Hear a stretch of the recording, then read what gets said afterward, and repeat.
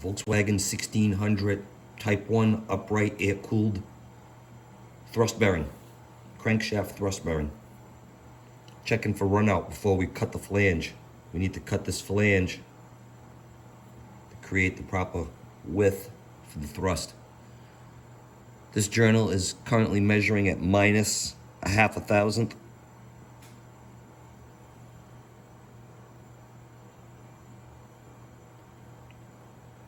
We go plus a half. Fell in the hole, dropped off the indicator. Minus a half. Plus a half.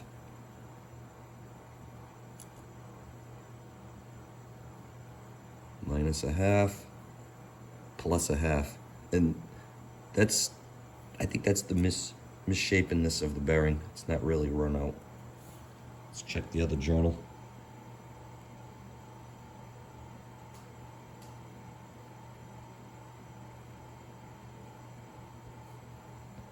Try to re-zero.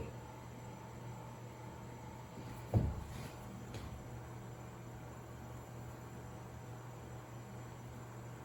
gonna get a reading here. Let's see what we got. We got right there. We're gonna start right there. That being the low, we're at plus 2.5. Plus 2.5.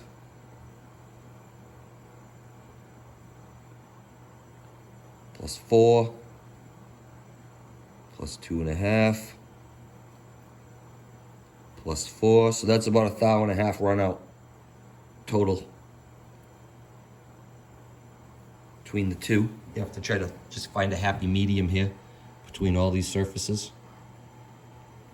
And we'll check the front face.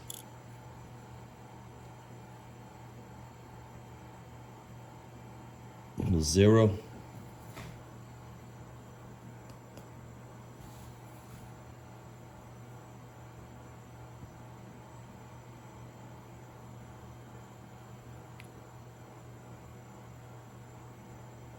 Plus 1. So maybe plus 1, plus 1.5 total run out on the face. So we're within 1.5 thou this way.